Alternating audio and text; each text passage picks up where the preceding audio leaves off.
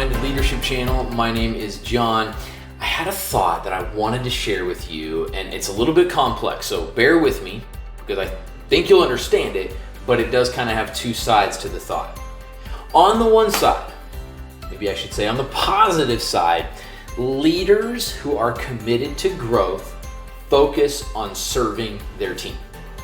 Think about that for a second. Leaders who are committed to growth focus on serving their team. You can think back to yourself or maybe another leader in your life.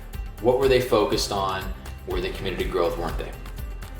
On the other side of that same coin, leaders who avoid the work of improvement expect their team to serve them. So on the one hand, we have the leader that is willing to do the work and wants to improve. On the other hand, you have the leader that is not willing to do the work of improvement. On the one hand, the leader who's willing to do the work tends to focus on serving their team and doing what they can and being there for them and offering value. The one that's not interested in growth, the one that's not interested in doing the work, tends to want the team to serve them. Now, this is prescriptive and descriptive. So if you are a leader and you have a tendency to desire things to be done for you instead of the desire to serve, this could be an opportunity for you to say, am I growth minded? Do I want to grow? Am I willing to do the work of improvement?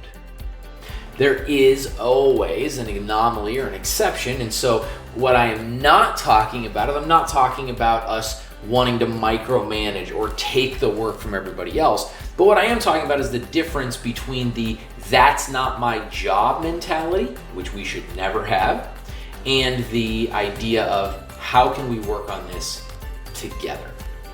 So leaders who are focused and committed to growth and growing, they focus on serving their team.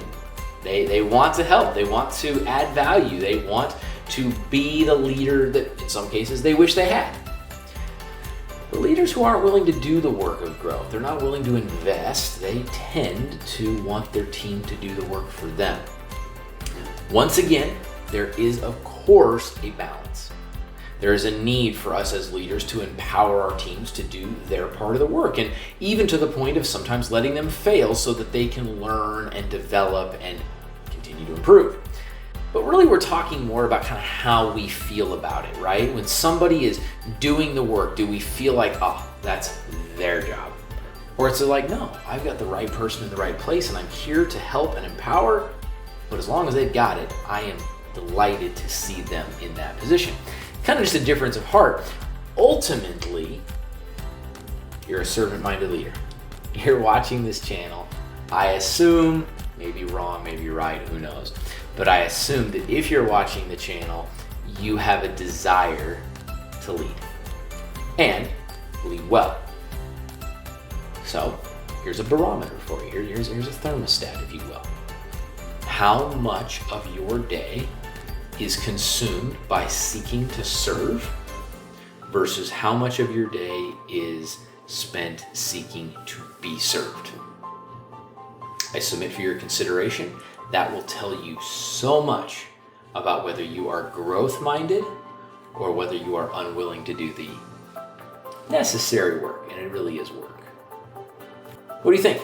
Love to hear your thoughts. I would love to see you like the video if you appreciated this content. Share it if you think somebody else will. Either way, you are watching the Servant Minded Leadership channel, where we are empowering leaders like you to change.